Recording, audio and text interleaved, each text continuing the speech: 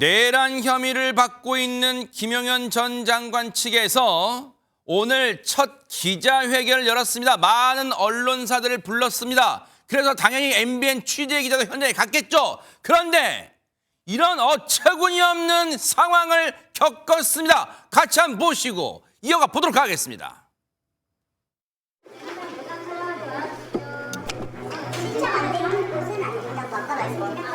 그 신청은 누가 해야 사전에 다 받았습니다.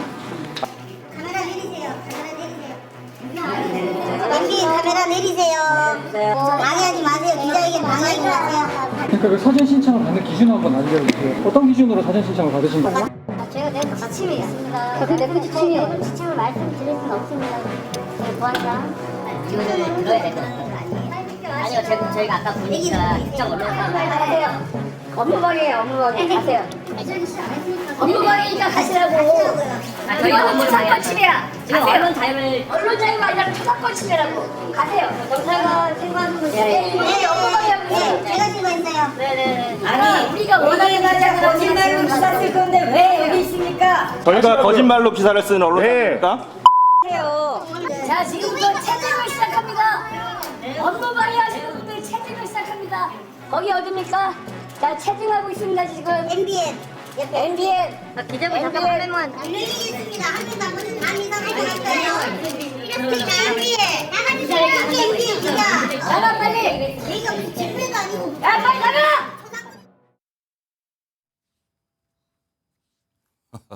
참 헛웃음이 나오네요. 잘들 하고 있네 진짜. 근데요. 지금 김용현 전 장관이라는 사람이 여러분도 아시는 것처럼 내란 혐의로 지금 구속이 됐고 이제 이 수사를 받고 있잖아요. 그런데 그 변호인들이 오늘 첫 기자회견을 한다고 대대적으로 알렸잖아요. 그러면 보세요. 여기에 어느 언론사는 되고 어느 언론사는 안 되고 그런 게 있을 수가 있어요. 자기들이 입장을 밝히면 대체 무슨 말을 하는지 다 궁금할 거 아니에요. 그래서 그 말하는 걸 저희가 시청자 여러분께 MBN의 종합뉴스에서 김주아 앵커를 통해서 다 전해드리고 싶잖아요. 그래서 갔잖아요. 김묘성 기자님 그런데 저런 상황을 맞이했습니다. 그러게나 말입니다. 어디서부터 어떻게 이해를 해야 될지 모르겠습니다. 일단 수사는 제대로 받지 않은 것으로 알고 있는데 기자들을 불러서 자신들의 입장을 기자회견을 통해서 알리겠다. 그런데 그마저도 어떤 기준이 따로 있는 건지는 모르겠지만 몇몇 매체만 선별해서 기자회견을 한다. 도무지 이해가 되지 않는 상황입니다. 김용현 전 장관의 변호인단은 지난 24일이죠. SNS 그 단체 대화방을 만들었습니다. 일정을 알리면서 단톡방에 속한 기자들만 초청을 할 것이다. 라고 공지를 합니다. 이 단톡방은요, 초대를 받거나 아니면 비밀번호를 알아야만 들어갈 수 있고 신문방송 통신 기자들 70여 명이 참여한 것으로 그렇게 알려져 있습니다. 변호인단은 취재를 요청한 기자를 개별적으로 단톡방에 초대를 했는데 일부 기자는 도중에 퇴장을 당한 것으로도 알려지기도 했습니다. 하지만 이 같은 취재 제한 방침이 그에 앞서서도 전해졌었죠. 미리 알려졌습니다. 그러자 방송기자협회와 전국언론노동조합 그리고 한국기자협회는 성명을 냈습니다. 그 성명의 내용은 특정 언론사에 대한 취재 제한을 철회하기를 요구한다라는 것이었고 만약 이렇지 아니한다면 모든 언론이 취재를 거부해야 한다라는 내용을 발표했습니다. 하지만 결국 오늘 MBN을 비롯해서 JTBC, MBC 그리고 KBS 등 일부 언론은 실제로 취재를 거부당했습니다.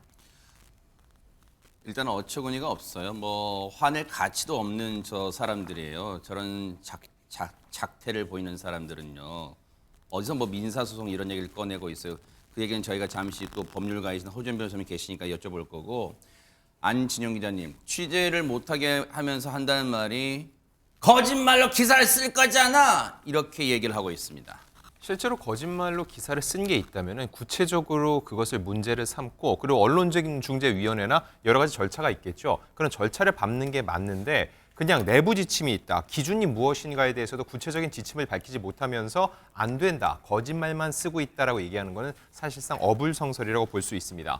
기자의 가장 큰 역할, 언론의 가장 큰 역할을 하나만 꼽자면 이건 질문을 던지는 겁니다. 이거는 본인의 질문이 아니라 대중들이 궁금해하는 국민의 질문이라고 할 수 있는데 그거 자체를 못하게 한다는 건 상당히 문제가 됐다고 볼 수 있고요. 네. 또 하나의 오해가 생길 수 있습니다. 어떤 오해냐면은 네. 지금 출입을 못하는 언론사에 대해서는 거짓말만 하고 있다라고 얘기를 하고 있죠. 네. 반대로 생각하면은 출입이 허락된 매체들에 대해서는 그들이 하는 얘기를 그대로 옮겨준다는 이런 식의 오해를 살 수도 있다는 거죠. 네. 결과적으로 볼 때 이런 왜곡된 언론관이 언론 전체에 대해서도 굉장히 또다시 안 좋은 시선을 만들 수 있다는 우려가 생깁니다. 네. 오늘 회견에 이제 어떤 말이 나왔는가는 저희가 나중에 들려드릴 텐데, 나중에 전해드릴 텐데 내용은. 그런데 앞서 짚어볼게요. 허준 변호사님. 저 사람들이 아까 한다는 말이 계속 뭐 기자회견장, 사실 문전박대 당한 거예요. 기자회견장에 들어가지도 못하는 거잖아요. 아까 보신 것처럼. 그런데 계속 이제 그 상황을 찍고 있으니까 카메라 내려 거의 반말투로, 거의가 아니고 반말투로. 그리고 고함도 치고, 그리고 계속 찍고 있으니까 다 증거로 찍어서 체증했어. 민사소송 걸 거야. 근데 뭘 근거로 이게 소송감이 되는 거예요? 한번 여쭤보고 싶어요. 소송감이 됩니까 이게? 글쎄요, 지금 뭐 본인들이 취재를 거부하는 것이 그 주체가 만약에 공공기관이나 지자체였다고 하면 그 공익상의 이유 때문에 이렇게 취재 제한을 하면 안 된다는 법원의 판결이 있긴 합니다. 올해 초에 나왔던 판결인데요. 취재방해금지 가처분 신청을 일부 언론사에서 대구시를 상대로 냈었는데 왜냐하면 그때 대구시에서 특정한 언론사의 취재를 거부할 수 있다, 취재 거부권이 있다라고 하면서 제안을 했는데 이게 법적 분쟁으로 비화가 됐었는데 그때 대구지방법원에서 특정 언론사, 그러니까 비우호적인 기사를 쓴다고 자의적으로 판단한 언론사에 대한 취재를 거부할 권리가 없고 취재에 응해야 된다는 판결을 내린 적이 있습니다. 네. 그렇지만 이게 지자체였기 때문에 이런 판결이 나왔을 가능성을 배제할 수가 없는데 설령 지금 김용현 개인으로 인터뷰를 하는 상황이라고 하더라도 전 국방부 장관인데다가 이 사안은 국민적인 관심으로 공공의 알 권리가 굉장히 그 요구도가 높은 사건이라는 생각이 들거든요. 그렇기 때문에 사실상 지자체의 취재 거부와 유사한 정도 수준으로 판단될 가능성이 있다라는 생각이 들고 무엇보다도 우리가 이런 것들을 판단을 할 때 개인의 어떤 자유를 일부 제한을 할 때는 그 공공의 어떤 이익에 대한 비교 역량을 하게 되는데 네. 지금 김용현 전 국방부 장관이 이런 얘기를 한다는 것이 개인적인 어떤 비리에 얽힌 사건으로 하는 것이 아니지 않습니까? 네. 특히 윤석열 지금 현직 대통령입니다. 대통령과 관련한 얘기들도 다수 포함이 되어 있었고 대통령과 뗄래야 뗄 수 없는 공범관계로 지금 의심을 받고 있는 상황이기 때문에 이 부분은 본인의 초상권이라든가 취재 거부권을 주장한다 한들 법적으로는 받아들여지기 어려울 거라는 생각이 듭니다. 네. 아무튼 뭐 저런 상황을 얘기했어요. 근데 어쨌든 그 기자회견은 이제 진행이 됐더라고요. 허준 변호사님. 근데 이제 앞서 보신 것처럼 우리 MBN 취재기자 또 영상 취재기자는 못 들어오게 하니까 저희는 생중계로 전해드리지는 못했습니다만 다른 저기 회견장에 들어간 매체들은 이제 생중계로 그 발표 내용을 이제 중계를 했습니다만 근데 저 사람들이 뭐라고 오늘 얘기한 거예요? 그 내용 좀 정리해 주세요.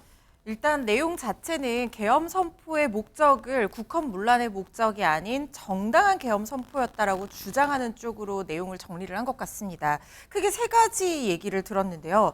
계엄 선포의 배경이 국회를 이용한 정치 폐악질에 대해서 경종을 울리려 한 것이다. 그러니까 야당의 감사위원장 등에 대한 이 감사원장에 대한 등에 대한 22차례의 탄핵 시도 등을 언급한 그런 내용으로 판단이 되고요. 네. 그리고 선거에 관한 국민적인 의혹을 해소하고 규명하기 위해서였다. 그러니까 부정선거 의혹이 있어서 이 부분에 대해서 국민적인 의혹이 있고 그 부분에 대해서 해소하기 위한 어떤 정당한 계엄 선포였다라고 주장을 한 것으로 보입니다. 네. 그리고 종북 주사파, 반국가 세력을 정리해서 자유대한민국을 미래 세대에 물려주기 위함이다. 말씀드린 것처럼 국헌 문란의 목적이 아니라 국가를 지키기 위한 것이었다는 자신들의 어떤 이 비상계엄 선포에 국헌 문란의 목적이 없었음을 주장하는 그런 내용이라는 생각이 들고요. 뭐 그 근거로 새벽 시간이 아니라 11시에 계엄을 선포한 점, 그리고 국회의 어떤 진입 병력 자체가 국회를 완전히 장악할 정도가 아니었다는 점 등을 언급한 상황으로 보입니다. 오늘 내용을 이제 들어보면 저희가 뭐 생중계로 보여드리지 못했습니다. 뭐 내용은 저희가 이제 쭉 이 취재는 했으니까 어디서 많이 들어본 내용과 비슷해요. 윤석열 대통령과 똑같은 말을 하는 거예요. 윤석열 대통령이 지난번에 마지막 기자회견을 하면서 자기 그 마치 법률적인 대응을 어떻게 할지를 표현하는 그런 내용들을 얘기했잖아요. 그것과 별반 다르지 않습니다. 제가 볼 때 기조를 그렇게 갖고 가는 것 같아요. 처음에는 윤석열 대통령이나 김용현 전 장관 모두 다 사과한다. 법적, 그다음에 정적 책임을 지겠다 이렇게 네. 얘기하더니 갑자기 입장을 바꿔가지고 이제는 버티기에 들어간 것 같습니다. 아무래도 이제 여권, 본인들을 지지하는 남아있는 몇 안 되는 여권의 세력들을 좀 규합하려는 의도가 있지 않나는 생각이 들고 윤석열 대통령이 이렇게 나오니까 김용현 전 장관도 그럼 본인도 같은 기조로 가겠다 이런 얘기인 것 같은데 이거는 정말로 손바닥으로 하늘을 가르는 행동이라고 생각합니다. 일단 뭐 예를 들어서 몇 가지만 예를 들어볼게요. 네네. 국회에 경종을 울린다고요? 내란이라고 주장하는 이 비상계엄이 국회에 경종을 울리려고 비상계엄을 선포합니까? 그럼 그건 말이 안 되는 거예요. 왜냐하면 비상계엄을 선포해야 되는 이유와 그다음에 상황을 명확하게 법은 정리하고 있습니다. 네. 그게 뭡니까? 사변이나 전쟁 이와 준하는 상태예요. 네. 국회에 경종을 울리려고 내란을 선포할 수, 내란이 아니죠. 계엄을 선포할 수 없습니다. 그런데 그거를 정당화시키고 있어요. 선거에 관한 의혹이라고 부정선거를 또 끌고 들어오지 않습니까? 아니 국정원에서 조사를 했었고요. 그다음에 검찰, 경찰을 다 조사했는데 아무 문제 없다고 무혐의 처리가 나온 사항입니다. 이걸 가지고 계엄을 선포하는 이유를 댄다고요? 이것도 이해가 안 되는 얘기고요. 국헌문란과 관계없다고 하는데 국헌문란이라고 하는 정의는 법에는요. 국가기관, 특히 헌법기관이 권능이나 작동을 하는데 방해하는 모든 행위를 하는 것을 국헌문란이라고 합니다. 네. 국회를 그렇게 군인들이 장악하고 들어가려고 했던 것도 국헌문란의 하나라고 생각합니다. 그래서 이 주장은 정당성을 얻기가 없다고 생각합니다. 오늘 김용현 전 장관 측 변호인단이 이 밝힌 내용 중에는 포고령에 관한 내용도 있었다면서요, 김묘선 기자님. 네, 어떤 그렇습니다. 내용이었습니까? 네, 있었습니다. 사실 윤 대통령 측은 포고령이나 국무회의 기록에 대해서는 헌재 제출하지 않은 것으로 알려지고 있는데, 근데 오늘 김용현 전 장관의 변호인단이 이 포고령에 대해서 이야기를 했습니다. 김 전 장관은 이 포고령의 초안을 작성한 사실이 있다라면서 대부분의 내용을 김용현 전 장관이 작성을 했고 대통령은 이를 검토하고 일부 수정했다라고 전했는데요. 그 수정한 내용을 보니까 네. 계엄은 일반적으로 국민에 대한 통행 금지를 내용으로 하는데 김 전 장관이 처음에 작성한 그 초안에는 그 내용, 통행 금지를 하는 내용이 포함됐었다는 겁니다. 그런데 대통령이 이 계엄의 목적을 국회에 경종을 울리고자 함이라고 이야기를 했었고 그 목적대로 계엄은 일반 국민을 향한 것이 아니라고 강조하면서 그 통행 금지 부분을 삭제하라고 지시했다라고 주장을 했습니다. 호준 변호사님. 그냥 단순하게만 들으면 포고령은 김용현 전 장관 측이 작성한 거예요. 윤 대통령은 아무런 관련이 없어요라고 이제 보이지만 혹시 이게 앞으로 있을 수사, 더 나아가서 재판 과정에서 뭔가 포석을 노린 거 이건 어떻게 해석해야 되는 거예요? 이 부분은 법적으로 상당히 치밀한 고민을 한 끝에 나온 내용이라는 생각이 그래요? 저는 드는 이유가요. 보통 좀 이상하게 생각하실 수도 있는 부분이 이렇게 공범관계에 있다고 하면 같이 목적을 부인하는, 그러니까 국헌문란의 목적이 있었다는 걸 같이 부인하는 것까지는 여러분들이 이해를 하시기가 쉬울 것 같은데 보통은 저 사람이 다 시킨 거예요. 저는 잘못이 없어요라고 주장하는 그런 방식을 선택을 할 것 같다는 생각이 들잖아요. 그런데 왜 본인이 이 문제가 되는 이 위헌성이 있다고 굉장히 많이 의심이 되는 이 포고령을 자신이 작성을 했고 윤석열 대통령은 그 부분을 수정만 했다. 심지어 통행 금지 부분을 빼라고 얘기를 했고 그리고 뭐 국회 출입 같은 것들은 방해하지 말라는 지시도 있었다. 뭐 이런 얘기까지 하느냐. 이 부분 의문을 가지실 수 있을 것 같습니다. 이 부분은 내란죄의 성립의 구조를 좀 살펴보셔야 돼요. 이른바 상선 자르기를 하고 있다는 생각이 저는 드는 것이 내란죄는 수괴가 있고 중요 임무 종사자가 있고 단순 가담자로 나누어서 처벌을 하는 죄이지 않습니까? 그렇다면 이 수괴의 혐의가 완전히 부정이 된다고 하면 그 밑에 사람은 중요 임무에 종사를 했다라고 하더라도 그 수괴의 목적 자체가 부인이 된다고 하면 통상적으로 해야 될 업무를 했다라고 주장하면서 같이 빠져나갈 수가 있게 되는 것이거든요.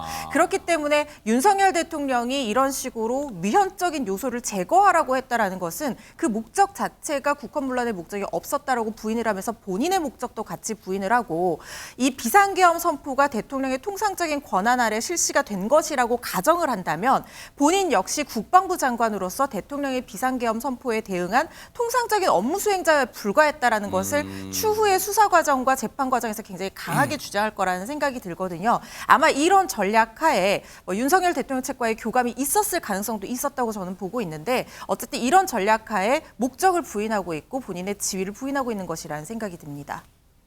듣고 보니까 그런 생각은 들어요. 물론 변호인의 조력을 받을 권리는 보장돼 있습니다. 그러다 보니까 지금 고도의 변호 전략 차원에서 이런 발언이 나온 게 아닌가 그런 생각이 드는데 앞으로의 수사 과정도 지켜보도록 하겠습니다.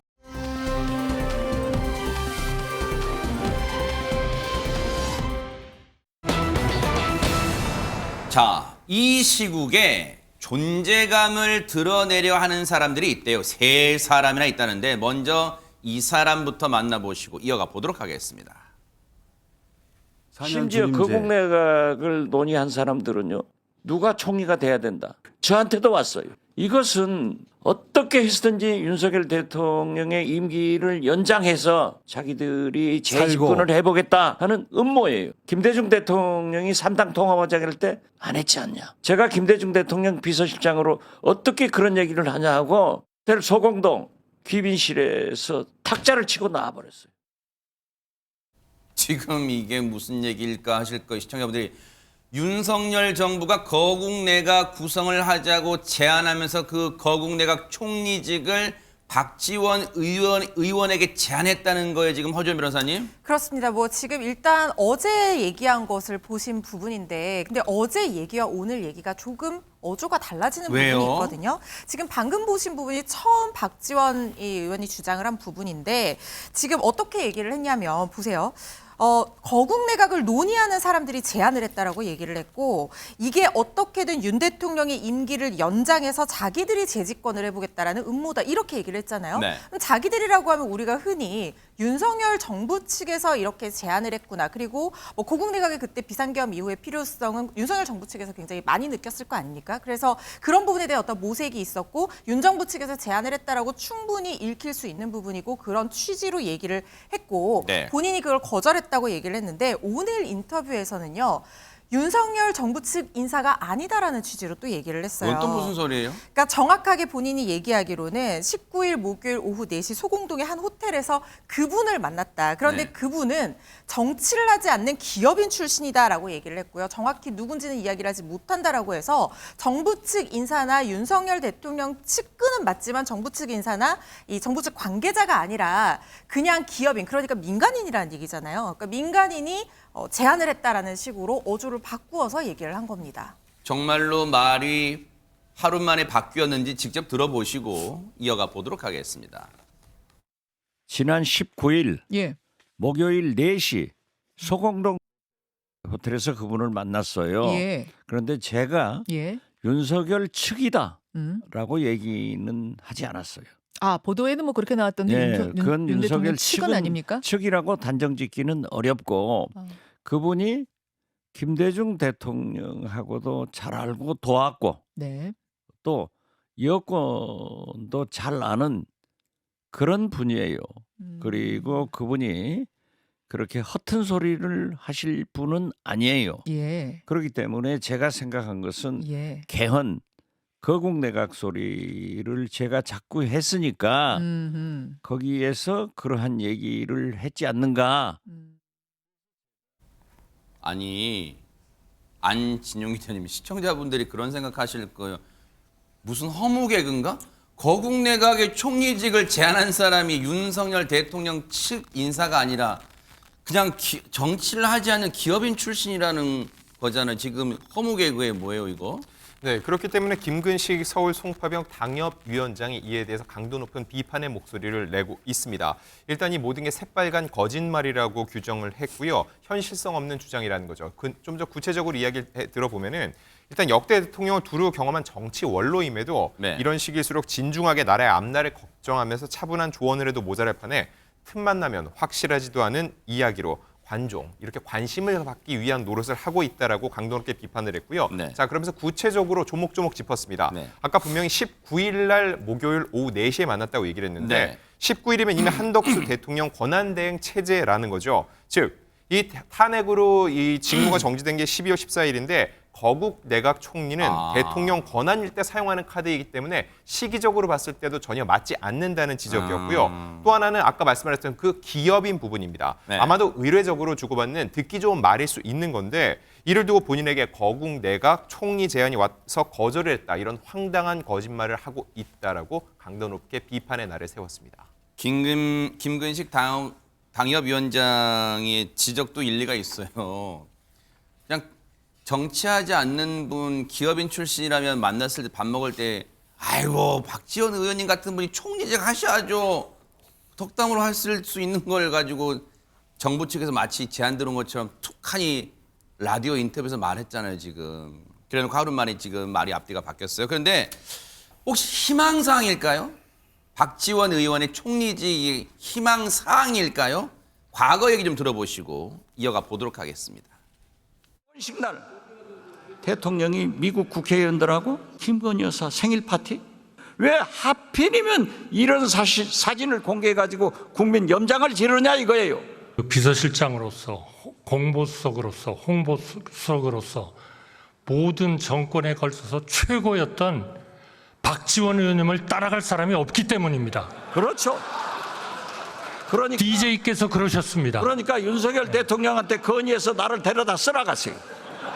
그렇게 건의하겠습니다. 심해가지고 사실 저 장면은 글쎄요 뭐 저게 진심이 어느 정도 담겼는지 뭐 적어도 덕담으로 오고 간 말일 거예요. 저기 본회의장에 앉아 있는 여야 의원들이 다 같이 폭소가 터졌잖아요 좌중에서. 근데 실제 박지원 의원은 이 말을 하루 만에 자기가 손바닥 뒤엎듯이 바꿨는데 물론 이제 사실을 좀 더 부연 설명했지만 이거는 어떻게 봐야 되는 거예요? 그러니까 이게 조금 더 신중하게 발언을 했어야 한다고 생각이 들어요. 그러니까 맥락을 보니 결국 이제 기업인 출신이라고 하니까 실제 뭐 윤석열 대통령 가까운지 안 가까운지 물론 박지원 의원은 그렇게 지금 설명을 하고 계시지만 알 수가 없잖아요. 정말로 윤석열 대통령 측에서 그렇게 부탁을 해서 한 건지 아니면 본인 의견을 그냥 얘기한 건지 아니 뭐 예컨대 아까 말씀하신 것처럼 그냥 일반적인 대화 수준에서 뭐 거국 내각 하면 총리 하시면 어떻겠어 이렇게 얘기도 할 수 있겠죠 예컨대. 그런 상황의 수준으로 보여져요 지금 상황으로 보면. 왜냐하면 거국 내각을 만든다고 하면 일반적으로는요 개인한테 얘기하는 것보다는 당에게 얘기하는 게 맞습니다. 예를 들면 윤석열 대통령 측에서 거국 내각을 만들겠다고 민주당 측에 몇몇 장관 자리나 총리 자리를 이런 자리를 추천해 주세요 해서 하는 게 거국 내각의 성격이 강하지 개인적으로 접촉해가지고 이 사람이 뭐 예전에 민주당 인사였다 또는 뭐 민주당 의원이다 이렇게 해서 갈 수 있는 것도 아니고 올 수 있는 것도 아니에요. 민주당 의원들 입장에서 당에서 결정도 안 했는데 본인이 불썩 그냥 간다? 그것도 얘기가 안 되는 거거든요. 그러니까 보통 거국 내각을 이루어지려면 당대당으로 하든 아니면 대통령실이 야당에게 공식적으로 요청을 해서 거기 추천받아서 하는 게 맞아요. 그렇기 때문에 이렇게 일반적으로 개인이 만나서 얘기하면서 그런 얘기를 건네는 것 자체가 네. 대단히 부적절하고 신뢰도 떨어지는 얘기예요. 네. 물론 뭐 박지원 의원이 총리를 하고 싶다 이렇게 얘기할 수는 없겠지만 지금의 이런 얘기들이 너무 어설프게 나오다 보니까 설화만 낳는 그런 상황이 아닌가 이런 생각이 듭니다. 존재감 부각 전략은 어느 정도 성공했나 봐요. 왜? 뉴스파이터에서도 이걸 다루고 있으니 말입니다. 자, 존재감을 드러내고 있는 새 인물. 자, 두 번째는 누굴까요? 김묘성 기자님. 네, 홍준표 대구시장이 움직이고 있습니다. 움직임을 세 가지로 나눠볼 수 있겠는데요. 세 가지씩이나요? 네, 그렇습니다. 첫 번째는 책을 낸다고 어머나. 합니다. 지금 1월 중순 무렵에 2권의 책이 지금 출간될 예정이라고 하는데 그 야. 내용을 보니까요. SNS 활동을 굉장히 활발하게 했잖아요. 네네. 홍준표 시장이. 그때에 남겼던 장문, 단문들을 엮어서 책으로 내는데 그게 2권이라고 합니다. 과거에 이 SNS 글에 대해서 홍준표 시장이 이렇게 얘기하는 적이 있어요. 뭐라고요? 내 인생의 기록이자 생각을 정리해서 후대에 남기는 개인 실록이다. 라고 이야기를 한 적이 있는데 그 의미를 담아서 책을 내지 않나 싶습니다. 네. 그리고 이 책 2권과는 별개로 자신의 정치 전략 그리고 비전을 담은 책도 현재 집필 중인 것으로 그렇게 알려진 상태입니다. 이게 첫 번째 움직임이었고요. 두 번째 움직임은 휴대전화 번호를 바꿨습니다. 근데 무려 10년간 쓰던 번호거든요. 뭐? 번호를 한 번에 갑자기 바꾸는 게 이게 쉽지 않은 쉽지 건데 않잖아요. 어허. 이 결단을 내린 그 배경은 무엇인지에 또 의문이 생기고 있고요. 오호. 그리고 세 번째는 최근에 부모님 묘소를 파묘한 것으로 전해집니다. 어허. 아버지 묘소는 50년이 됐고 어머니 묘소는 30년이 됐는데 파묘를 하고 위패는 절에 모셨다라고 전하면서 네. 그 이유에 대해서 이렇게 이야기합니다. 내가 대선에 나올 경우 묘자리가 좋네 안 좋네 하는 소리가 나올 것 같아서 어차피 뭐 내가 죽으면 모실 사람도 없고 자식들에게 그 부담을 지을 수도 없기 때문에 네. 힘든 정리를 깔끔하게 해놨다라고 이야기를 하면서 네. 이제 다시 한번 기회가 올지 안 올지는 모르겠지만 기회가 온다면 제대로 한번 선거를 치러보고 싶다라는 이야기를 남겼습니다. 우리 최명 기자님 오래 기다리셨어요. 의학 쪽에는 이제 전문가이시지만 이게 글쎄 무속 쪽에는 전문가이실지는 모르겠지만 어쨌든 그 심리 파묘를 했다는 거예요. 조상묘를 옮겼다는 거예요. 그러니까 뭐 묘자리를 옮긴 건 아니지만 파묘를 해가지고 위패를 지금 이제 대구 군기에 모셨다는 거예요. 이거는 이제 어떤 뭔가 큰 결심을 앞두고 이렇게 하나요? 어떻습니까 보통? 보통 연세 드신 분들이 많이 그렇게 하십니다. 아 그래요? 네. 왜냐하면 자녀도 한 자녀밖에 안 낳고 또 그 자녀들도 이제 그 자녀의 자녀 때는 신경을 안 쓰게 되거든요. 그러니까 묘가 관리가 안 되지요. 그래서 요새 많이 하는 겁니다. 네. 그러나 본인이 이거를 이용한 건 이쪽에 차별화예요. 앞에 전화번호랑 일맥상통하게 되는데요. 이 정권에서는 무속인과 관계가 많았지만 난 그런 거를 믿지 않는다라고 하면서 윤석열 대통령이랑 본인을 차별화하려고 하는 거고요. 아하. 전화번호도 마찬가지예요. 나는 대통령이 되고 나서 기존 전화번호를 바꾸는 게 아니라 이미 나는 과거에 내가 알았던 사람들한테 연락을 다 끊어버릴 거야.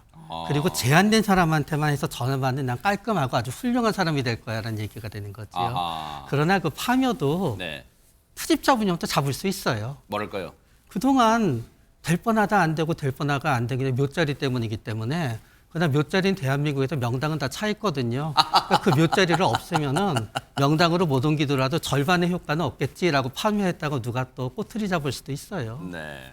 아니 근데 요 세 가지 말고도요. 뭔가 추가적으로 홍준표 시장이 요즘 행보가 심상치가 않네 감지된 대목이 있지 않을까요, 허준 변호사님? 사실 이번뿐만 아니라 그 전부터 홍준표 시장은 대선에 대한 욕심을 굉장히 비교적 노골적으로 드러냈던 것이 아닌가 저는 이런 생각이 들어요.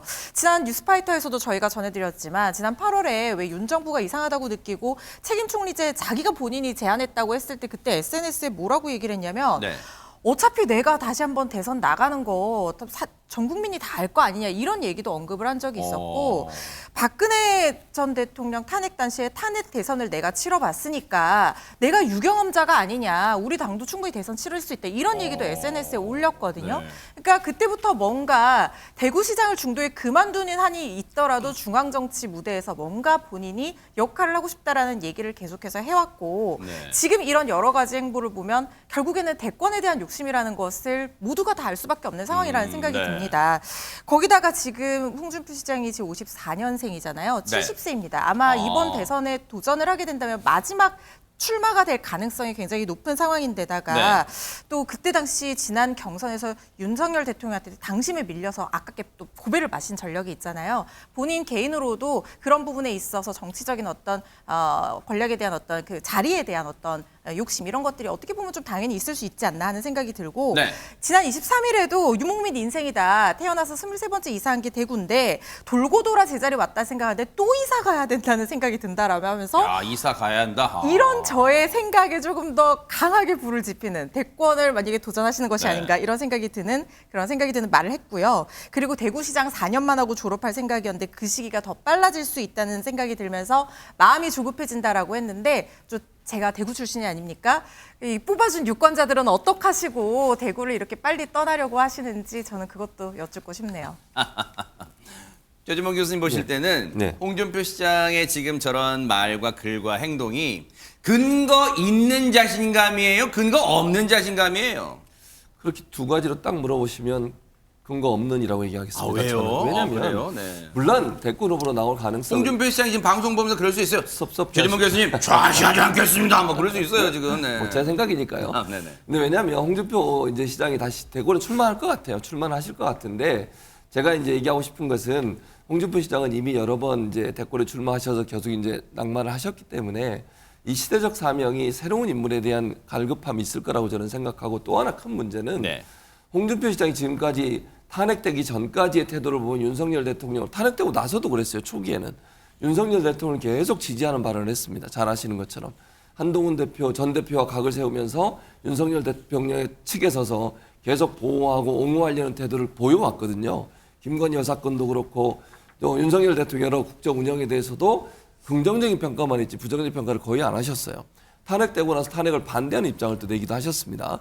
이런 부분들을 본다고 하면 국회에서 탄핵안이 결의되기 전까지만 해도 탄핵에 반대한다면서 친한계와 각을 세우던 모습이 국민들의 선택을 받을 수 있는 조건이냐는 부분이에요. 그러니까 저는 보수 진영만 가지고는 당선되기 어렵습니다. 대선에서는 중도층의 표심도 받아야 되고 그런데 윤석열 대통령의 탄핵 결의안 통과되는 과정에서 반대 입장을 내신 분이 대선에 나온다는 것은 좀 부정적이다. 또 당선 가능성이 낮다. 이렇게 판단이 되기 때문에 제가 근거 없는 자신감이라는 말씀을 드린 겁니다. 그런가 하면 오늘 대구에서 또 기자회견도 했다면서요. 홍준표 시장이. 안준영 기자님. 네, 이 대선 출마에 대한 질문이 나올 수밖에 없었죠. 일단 아직 정해진 것은 없다면서 확답은 피했습니다. 그런데 눈길 가는 발언이 있었는데 그 발언을 말씀드리겠습니다. 이재명 대표를 다룰 사람은 우리 당에 나밖에 없을 것이다. 자신감은 확실하네. 그게 근거 있는지 없는지 모르겠지만. 그렇습니다. 더 나아가 트럼프 대통령하고 맞짱 뜰 사람도 대한민국에 나밖에 없을 것이다 라고 얘기를 했는데 두 사람을 보면 일단 이재명 대표는 민주당의 유력 대선 후보죠. 그리고 트럼프 대통령은 이미 당선자입니다. 즉 미국 대통령과 이야기를 나누겠다. 즉 내가 대선에서 무언가 역할을 하겠다. 이렇게 해석될 가능성이 매우 높은 발언으로 보입니다. 네, 어쨌든 뭐 결과는 지켜봐야죠. 과연 어떻게 될지 한번 지켜보도록 하겠습니다. 꿈은 가질 수 있으니까요. 자, 존재감을 드러내려는 사람 세 번째 누굴까요? 이 사람이랍니다. 영상 보시고 이어가 보도록 하겠습니다. 다음 대선 나갑니까? 너무 빠른가 이 얘기는? 다음 대선이 3년 남았죠. 그럼 40 넘잖아요 그때는. 다음 대선이 몇 년 남았죠? 3년이요. 확실합니까? 예. 이거 뭐야? 네. 좀 아까 제가 저는 이거 굉장히 도발적인 얘기인데. 저는 왜냐하면 이번에 아까 말했던 것처럼 저희는 어차피 의석이 뭐 3석 정도 된다고 했을 때 저희가 뭐 그런 전국의 흐름을 주도할 건 없지만은 저는 이번에 또 야권이 단독으로 패스트트랙으로 특검 발의할 수 있는 의석수는 되는 거거든요. 그렇죠. 이게 지난 4월에 했던 말인데 어쨌든 결과적으로는 글쎄요 뭐 예언이 된 셈일까요? 그런데 이 다시 언론에 나와서 이런 말을 했습니다. 한번 얘기 들어보시고 이어가 보도록 하겠습니다. 어쨌든 조기 대선이 벌어지면 가정적 상황이지만 이준석 의원은 출마할 것 같고, 그죠? 지금 상황 그렇습니다. 본인은 스스로를 친환경 전기차라고 했는데 본인은 왜 친환경 전기차예요? 저는 얼마나 깨끗하게 정치해왔습니까? 제가 뭐 재판 지원하려고 했습니까? 하면서 기소도 안 돼본 사람입니다. 그렇기 때문에 뭐 이런 부분에 있어가지고는 떳떳하게 제가 한 차원 격조 높은 인물이다라고 얘기할 수 있습니다. 근데 전기차 아직 시장에서 차지하는 포션이 많지 않아가지고. 전기차가 주가 되는 미래는 옵니다. 그리고 꼭 옵니다. 시간의 문제일 뿐. 언젠가는 내가 당선된다. 난 아직 젊다. 이 얘기군요. 꼭 옵니다. 그 세상은 다. 그러면 이번 조기 대선이 열리면 국민의힘 후보와의 단일화 또는 더 나아가서 국민의힘과 개혁신당의 합당 절대 없다? 불가능합니다. 현재로서는? 예. 다시 한번 질문드리면 최재문 교수님, 이준석 의원의 지금 이 발언과 자세와 행동은 근거 있는 자신감입니까? 근거 없는 자신감입니까? 역시 근거 없는 자신감. 왜 그래요 또? 다만 저는 근데 조건을 하나 달겠습니다. 뭘까요? 가로 열고 국민의힘 후보가 될 수도 있는 가능성 남아 있습니다. 그 점은 근거 없는 자신감이라 하더라도, 그러니까 지금 현재 합당 없다는데요? 그거는 정치적으로 하는 말이에요. 그래요?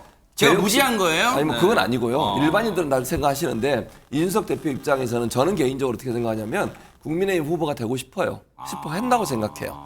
왜냐하면 개혁신당이 후보로 나가는 것은 한계가 있을 수밖에 없어요. 그건 근거 없는 자신감이고요. 다만 국민의힘 입장에서 만약에 만약에 조기 대선이 이루어진다는 전제하에 말씀을 드리는 겁니다. 탄핵이 어떻게 될지 모르니까 기다려 봐야 되지만 조기 대선이 만약 이루어지는데 지금 국민의힘에서 눈에 띄는 후보가 없을 경우에 국민의힘은 또 다시 이준석 대표를 데려올 가능성이 저는 있다고 봅니다. 예전에도 윤석열 대통령을 소위 이제 그렇게 얘기하 용병 표현을 하잖아요. 윤석열 대통령 용병으로 들어왔고 그분이 원래는 문재인 정부에서 일했던 분임에도 불구하고 후보를 만들었어요. 저는 국민의힘이 만약에 대선 과정에서 도저히 이재명 대표와 겨룰 수 있는 사람이 없다고 판단하면 이준석 지금 전 대표도 데려올 가능성이 있다고 봅니다. 그 점이 열려있기 때문에 제가 가로 열고 근거가 남아있다고 얘기했지만 개혁신당이 후보로 나온다고 하면 근거 없는 자신감이 될 거라고 생각합니다. 네.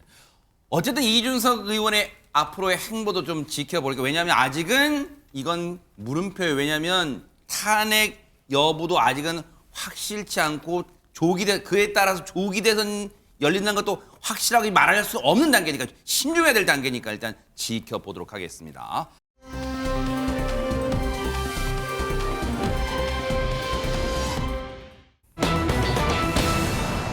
어머나 지금 이 제목 보시면서 어머나 유영재 다음에 쌍따옴표가 있어. 아니 그러면 지금 김묘정 기자님 이거 유영재라는 사람이 한 말이야 이러실 것 같아요 지금. 네, 그렇습니다. 지난 24일이었죠. 크리스마스 이브 날에 선우은숙 씨의 친언니를 강제 추행한 혐의로 재판을 받고 있는 유영재 씨의 결심 공판이 있었습니다. 이 자리에서 직접 유영재 씨가 입을 열어서 자신의 의견을 피력했는데요. 어머나. 그동안 강제추행 혐의에 대해서 계속해서 전면 부인해 왔었죠. 네. 이날도 마찬가지였습니다. 그러면서 선우은숙 씨의 친언니와 함께 한 집에서 살게 된 그 경위에 대해서 먼저 이렇게 주장을 했습니다. 선우은숙 씨가 살림을 잘 못한다면서 언니를 부르자고 했을 때 유영재 씨는 일단 반대를 했다는 겁니다. 신혼집에 타인이 와서 생활하는 것에 대해서 상당한 불편함을 느꼈는데 선우은숙 씨를 배려하는 차원에서 동거하게 됐다라고 주장을 하면서 네. 그렇게 지내다 보니 자신에게 선우은숙 씨 언니와 자신의 관계는 남달랐다라고 이야기를 하면서 유영재 씨는 이 선우은숙 씨 언니에 대해서 엄마 같았다라는 표현을 재차 사용을 했습니다. 그 내용을 보니까 잘 잤냐, 건강은 괜찮냐 등등의 안부 인사도 다른 가족들보다 횟수도 더 많고 잦았다라면서 어머니에게 받아보지 못했던 그 이상의 친밀감이 있었다라고 이야기를 합니다. 네. 그리고 오랫동안 홀로 살면서 열이 많았기 때문에 집에서는 자유롭게 옷을 입곤 했다라면서 그간의 자신의 억울함을 피력하는 모습이었습니다. 아니 이게 지금 이걸 말이라고 해야 되는 거예요. 최진봉 교수님 예. 보세요. 엄마처럼 잘 잤냐, 건강은 괜찮냐, 이 안부 인사도 다른 가족보다 횟수가 더 많고 잦아서 자신의 친엄마한테 받지 못했던 그 이상의 친밀함이 있었다는 이거 지금 말이라고 하는 거 지금 자기 엄마가 들으시면 뭐 어떨지 모르겠지만 기분이 아니 엄마의 친밀감이라 하더라도 네. 말을 통해서 예를 들면 잘 잤냐 이렇게 얘기할 수는 있겠죠. 그러나 신체적인 접촉이 이루어지는 전혀 다른 차원의 문제예요. 네. 나이가 지금 그리고 아무리 엄마처럼 느껴진다 하더라도 이거는 엄마가 아니잖아요. 네. 그리고 좀 자기의 처형이잖아요. 네. 처형에 대해서 신체적 접촉이 들어간다는 것 자체는 이거는 상식적으로 이해할 수 없는 영역이에요. 네. 그리고요. 실제로요. 선우은숙 씨 언니가 2차 공판에 나와 진술했던 내용과도 배치되는 상황입니다. 설명을 드려보면 네. 유영재 씨는 뭐라고 얘기했냐면 다른 가족들과 달리 친밀감이 다르게 있었다고 자부한다. 네. 그래서 서로 간에 친밀한 터치가 있었다라고 얘기하지만 네. 언니 주장은 유영재 씨에게 수차례 성추행을 당했다. 갑자기 뒤에서 끌어안고 내 귀에 잘 잤어 라고 얘기를 했다는 거예요. 이게 어떻게 일반적으로 있을 수 있는 터치입니까? 또 불 끄고 자려고 하는데 유영재가 들어와서 내 쪽에 누웠다고 그래요. 그리고 벌떡 일어나 옮기니 나를 잡아 당겼다는 겁니다. 이게 어떻게 일반적으로 일어날 수 있는 일입니까? 그러면서 친밀함의 터치를 더 주장하고 싶었던 건지 네. 유영재 씨는 이런 얘기까지 했습니다. 언니는 내게, 이제 선우 씨 언니를 얘기하겠죠. 염색도 해주고 자신이 마사지를 잘한다면서 신체 접속에서 발 마사지도 해주기도 서로를 위해 애쓰고 노력했다라고 얘기했는데 이 부분은 일방적 주장이기 때문에 사실관계 확인이 필요하다고 보여집니다. 네. 이거 여쭤보기 전에 우리 최명규 원장님 나와 계시니까 이거 하나. 유영재 씨가 한 말 중에 오랫동안 홀로 살면서 참 진짜 이걸 제 입으로 읽어 나가야 되나요? 오랫동안 홀로 살면서 열이 많아서 집에선 자유롭게 옷을 입구나. 의학적으로 이거 앞뒤 관계가 맞아요? 아마 술을 많이 마셨다면 그건 말이 될 것 같아요. 술 많이 마시고 술을 많이 드셨는지 아닌지 오랫동안 홀로 사는 것과 열이 많은 것과 인과관계가 있어요? 오랫동안 홀로 그거는 살아서 열이 관계 많다. 오랫동안 술을 많이 드시는 분이라고 가정하면은 오랫동안 홀로 살아서 항상 술을 많이 마셨고 술을 마시면 열이 많이 났다는 가능하다고 생각합니다. 아, 그래서 그냥 자유롭게 그냥 훌렁훌렁 그리고 이렇게 술을 마시면은 나는 거의 나 자신을 컨트롤 못하고 인사불성이 되기 때문에 그랬다라는 중간이 있으면 모르겠지만 네. 오랫동안 혼자 사는 것과 몸에 열이 많은 건 관계가 없고요. 본인은 열이 많다고 느껴도 아마 체온을 재면 항상 정상이었을 겁니다. 이 결심 공판에는요, 그동안 앞선 2차 공판 때는 선운숙 씨의 친언니, 직접적인 피해자죠. 그리고 3차 공판 때는 선운숙 씨가 증인으로 출석해서 얘기를 했는데, 결심 공판에는 선운숙 씨 친언니와 선운숙 씨는 안 나오고 피고인 신문이 있었어요. 유영재 씨의 얘기를 이제 전해드렸을 거 아니에요. 이런 저런 얘기를 했다. 과연 어떤 기분이었을까요? 선운숙 씨 변호인 얘기 좀 들어보시고 이어가 보도록 하겠습니다. 선운숙 선생님이랑 언니분께서는 대단히 황당하다라고 생각하고 계시고요. 유영재 씨의 말은 철저하게 왜곡되어 있다라는 입장이십니다. 치밀하다고 그렇게 터치하면 안 될 것 같습니다. 아무리 친한 사이더라도 이런 류의 친밀감의 표시는 굉장히 왜곡되어 있는 친밀감 표시가 아닌가라는 생각입니다. 앞뒤가 안 맞다고 저희도 생각하고 있습니다. 발 마사지를 해준 거랑 입에 담기 어려운 되게 수치스러운 부위에 어떤 수치스러운 행위를 한다라는 거는 완전히 별개의 문제이기 때문에 자신의 행위에 대한 변명 내지 물타기가 아닌가 많이 좀 고통스러워하고 계십니다. 요거 하나 짚을게요. 허준 변호사님. 지금 노종원 변호사가 그 얘기인데 저희도 유영재 씨가 했다는 말 들으면서 혹시라도 이제 시청자분들이 이런 발 마사지도 해줬었나? 그런 사이였나? 라고 혹시 이거 고도의 변호 전략에서 나온 걸 수 있어요. 왜냐면 노종원 변호사가 그랬잖아요. 이게 일종의 완전 변명 내지 물타기 작전 아닌가 지금 그런 얘기를 하고 있잖아요. 왜 이런 얘기를 이른바 유영재라는 사람은 저 결심 공판 때 판사님 앞에서 이런 얘기를 꺼냈을까요?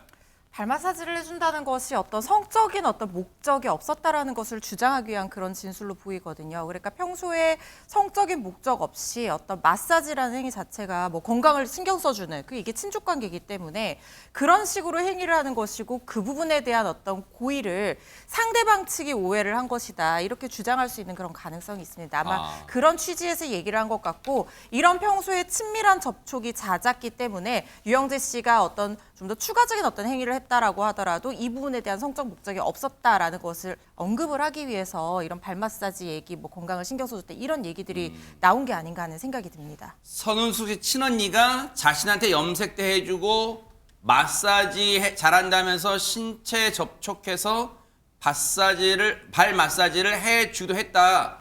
그렇게 서로가 친밀하게 애쓰고 노력했다. 근데 무슨 성추행이냐 그런 논리를 편 것 같아요. 근데 최명규 원장님, 노종원 변호사도 그 얘기했지만 이럼으로써 선운숙 씨의 친언니와 선운숙 씨에게 다시 한번 씻을 수 없는, 돌이킬 수 없는 상처를 지금 2차가를 주고 있는 것 같아요, 지금. 맞습니다.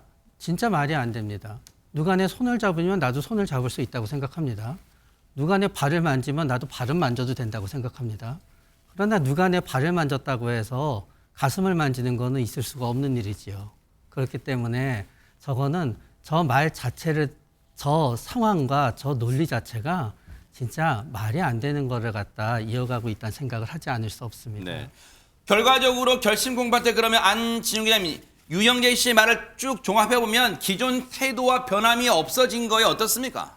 네, 유영재 씨는 경찰, 검찰 조사 단계 그리고 지금 재판 단계에서도 꾸준히 무죄 취지의 주장을 하고 있습니다. 양형 다툼이 아니라 본인은 무죄라는 거죠. 자, 그래서 보면은 아니 이렇게 되면 신체적 접촉이나 노출 다 인정하는 거 아니야라고 볼 수도 있는데 굉장히 고도의 전략이라고 생각이 드는 게 신체적 노출이 있었지만 그건 열이 있어서 나는 혼자 오래 살면서 그렇게 해왔던 거지 의도성은 없다고 얘기하는 것으로 보이고요. 신체적 접촉 역시 있는 건 맞는데 발 마사지를 해줄 정도로 평소에도 이런 어느 정도의 친밀감의 접촉은 서로 있었다는 취지로 얘기를 하는 것으로 보입니다. 자, 그리고 1년 6개월 함께 살았는데 그러면서 선운숙 씨 언니와는 불편함이나 유감을 표하거나 지적을 하거나 사과를 요구하는 적이 단 한 차례도 없었다라고 얘기를 했습니다. 자, 근데 실제는 그렇지 않다는 거죠. 이미 언니가 이 부분에 대해서 문제를 삼은 적이 있었고 그 부분이 녹취록으로 남아 있었고 그 20분에 해당되는 녹취록이 현장에서도 틀어졌기 때문에 사실상 유영재 씨가 무죄 취지로 주장을 하고 있지만 앞뒤가 맞지 않은 정황이 꽤 많이 포착이 되고 있다고 볼 수 있습니다. 그러니까 시청자분들이 그 생각하실 거예요. 김묘성 기자님, 아니 그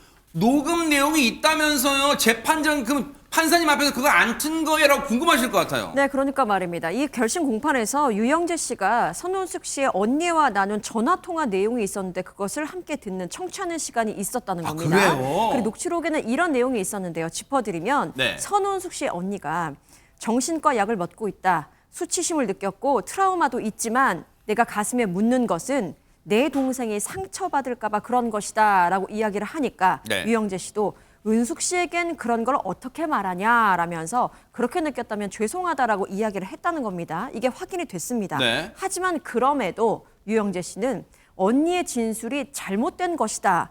라고 주장을 어머나. 계속해서 했고요. 그러면서 한숨을 쉬면서 사진 한 장도 공개를 했습니다. 유영재 씨 측에서요? 네, 그렇습니다. 그 사진 내용을 보면요. 네. 그러니까 자신과 그 선원숙 씨의 언니 사이에 있었던 그런 일을 언니와 비슷한 체격의 여성을 섭외를 해서 직접 실험을 해봤다, 제안을 해봤다 라면서 그때 찍었던 사진을 공개를 했다는 겁니다. 어머나. 그러니까 자신의 어떤 있을 수 없는 일이었다는 것을 보여주기 위해서 이런 재연까지 해봤다는 것, 이렇게 주장을 한 것으로 보입니다. 그리고 최후 진술에서도 유영재 씨는 34년간 쌓아온 모든 것을 잃었다라면서 하지 않은 사실에 대해서 했다고 할 수는 없다라고 강조를 했고요. 변호인 역시 마찬가지였습니다. 피고인과 처형 사이는 굉장히 좋았던 사이이기 때문에 수치심을 불러일으킬 만큼의 어떤 과도하고 강제성이 있었다는 것은 인정할 수 없다라면서 아닌 건 아니라고 말할 수밖에 없는 입장 헤아려 달라면서 변호를 했습니다. 일단 기가 찹니다. 갑작스럽게 판사님 앞에서 사진을 유영재 씨 측에서 공개를 했는데 선운숙 씨 언니와 비슷한 체격의 여성을 섭외를 했나 봐요. 그 법정에서는 아니겠지만 자기 집이든 제3의 장소든 어디선가 미리 했겠죠. 그 사진을 여성을 통해서 직접 어떤 이런 행위가 가능하겠느냐 말이 안 됩니다. 그런 취지로 직접 재현을 해본 사진을 공개했다는 거예요. 그러면 이게 허주연 변호사님 이게 재판에서 이런 게 증거로 채택될 수 있는 거예요, 그러면? 가끔 그런 경우가 있습니다. 이걸 이제 피고인이 범행을 재현한 사진이라든가 어떤 자료 조사물 같은 것들을 제출하는 경우가 있는데 이 부분은 피고인이 진술을 대신해서 행동으로 그걸 구체화해서 보여주는 자료라고 봐서 일종의 진술 증거로 보기 때문에 네. 이 부분이 재판부에서 범행 여부를 판단하는데 근거로 쓰일 수는 있습니다. 그렇지만 검찰은 그 부분에 대해서 유영재 씨 주장을 인정을 하지 않았어요. 유영재 씨한테 징역 5년형을 구형을 했는데 네. 성추행 행위 자체만으로도 죄질이 불량하고 심지어 조사 단계부터 재판 단계에 이르기까지 부인하는 모습을 전혀 보이지 않고 이런 재현 사진까지 냈다라는 거예요. 그리고 이렇게 혐의를 부인하고 있지만 피해자의 진술과 녹취는 일관되고 피해자의 진술과 그 녹취 증거에 대한 어떤 이 논리적인 어떤 합일확치 이런 것들이 맞다라는 거죠. 그렇기 때문에 이 부분에 있어서 징역 5년을 구형한다라는 것이 검찰의 의견입니다. 네. 그러면 선고는 이제 오늘 결심 공판이 어제였고. 선고는 그럼 언제 나오는 거예요? 그것도 궁금합니다. 내년 1월 23일에 선고가 될 예정인데 그런데 이 친족관계에 의한 강제추행이잖아요. 이거는 5년 이상의 유기징역형으로 처벌하도록 규정이 되어 있고 양형 기준을 보더라도 가중 요소가 있을 때 5년에서 8년이거든요. 네. 사실 저는 검찰의 구형량이 좀 아쉽다는 생각이 듭니다. 저는 이 사건 같은 경우에는 물론 재판으로 밝혀져야 되는 부분이기는 하지만 사실이 맞다라고 하면 친족관계인데다가 굉장히 장기간 오랜 여러 번 수회에 걸쳐서 이런 행위가 있었던 것으로 보이고 특히 지금 피고인이 계속해서 범행을 부인하고 있는 상황이거든요. 네. 이런 것들을 종합하고 특히 발 마사지를 해줬다 이런 것들은 사실상 피해자에게 어떻게 보면 책임을 전가하는 그런 행위가 될 여지도 있습니다. 그래서 이런 부분에 있어서는 검찰의 구형량이 좀 더 나왔으면 어땠을까. 가중 요소가 좀 여러 가지 있다고 보이기 때문에 그런 생각이 들고 재판부에서 현명하게 판단을 해줄 거라는 생각이 듭니다. 내년 1월 23일이 선고니까요. 그때까지 또 뉴스파이트가 따라붙어 보도록 하겠습니다.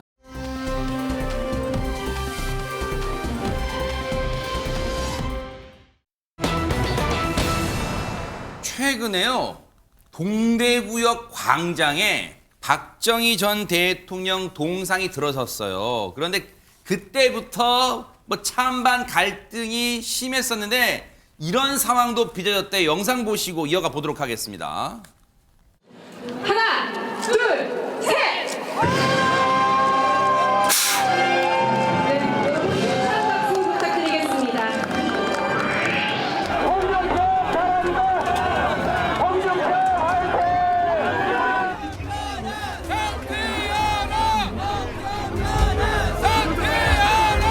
불법이니 하면서 천만에 우리는 적법한 시의 조례도 만들었고 이 관리권이 있기 때문에 아무런 문제가 없습니다. 뉴스파이터에서 하루에 2번 출연하기 힘든데 지금 홍준표 시장은 2번 출연하고 있습니다. 어쨌든 지금 동대구역 광장에 박정희 전 대통령 동상이 들어섰는데 김묘성 기자님, 어쨌든 우여곡절 막 아까 뭐 찬반도 막 있어요. 근데 지금 뭐 해괴한 얘기가 나오고 있다면서 이 동상 관련해서. 네, 그렇습니다. 말씀하신 대로 우여곡절 끝에 동대구역 광장에 박정희 전 대통령의 동상이 들어섰습니다. 그런데 논란이 여전히 이어지고 있는 모습입니다. 왜냐하면 설치 반대 집회도 있었고 또 동상 주변에 낙서 퍼포먼스까지 있었기 때문에 대구시 공무원들에게 동상을 지켜라라는 불침번 근무 지시가 내려왔기 때문입니다. 사실 손대지 말라는 안내문도 있었고 CCTV도 여러 대를 설치했기 때문에 다 이제 관리가 될 수 있는 상황이었음에도 행정직 공무원들을 밤샘 근무에 투입했다라는 건데요.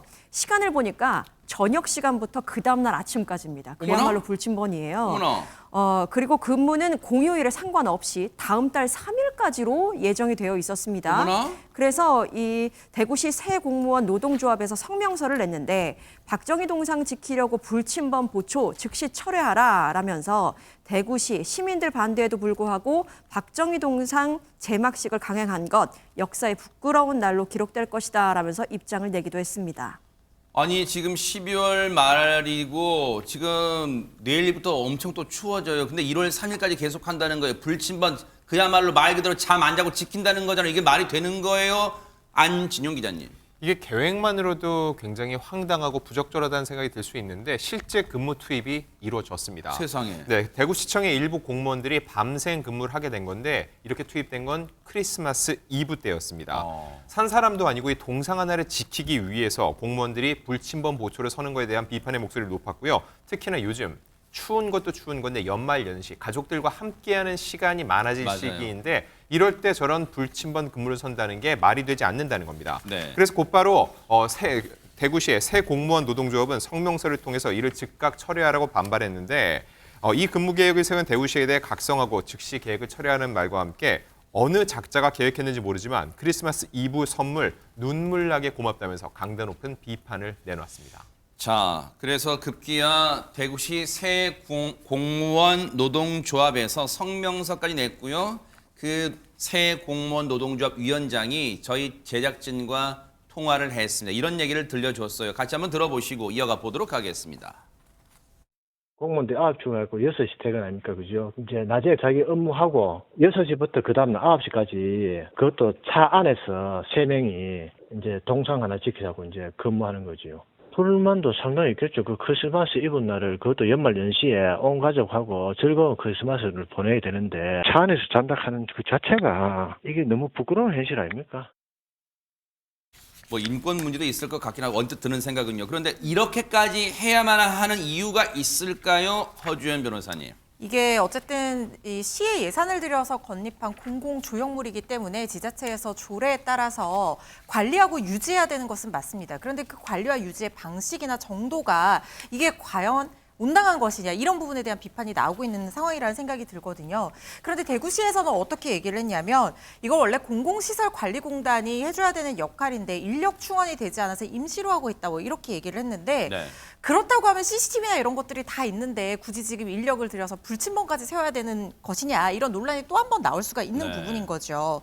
그리고 지금 아직까지 대구시에서 계획을 철회하는 입장을 내지는 않아서 오늘 저녁 굉장히 추운데 동상을 지키기 위한 밤샘 근무에 이 공무원들이 투입될 예정이라고 하고요.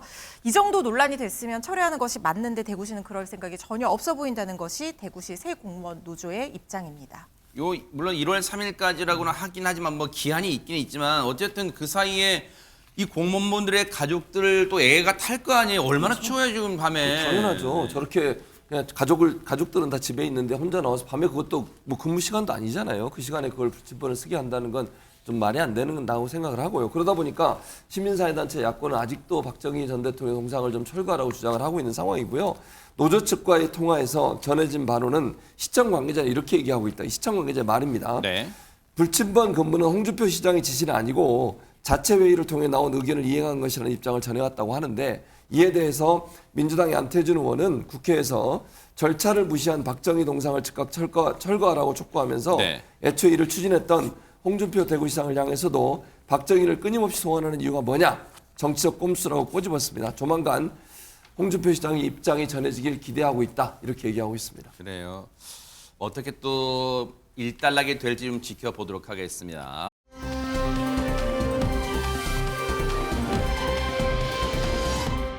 다음엔 또 어디로 가볼까요? 허주연 변호사님. 네, 볼리비아로 같이 가보실 텐데요. 볼리비아 엘알토 지역에 정말 아슬아슬한 집이 있다고 합니다. 보기만 해도 심장이 철렁하는 깎아지른 절벽 위에 어머나? 집들이 있다고 하는데요. 영상으로 보고 오시죠. 설마요, 네.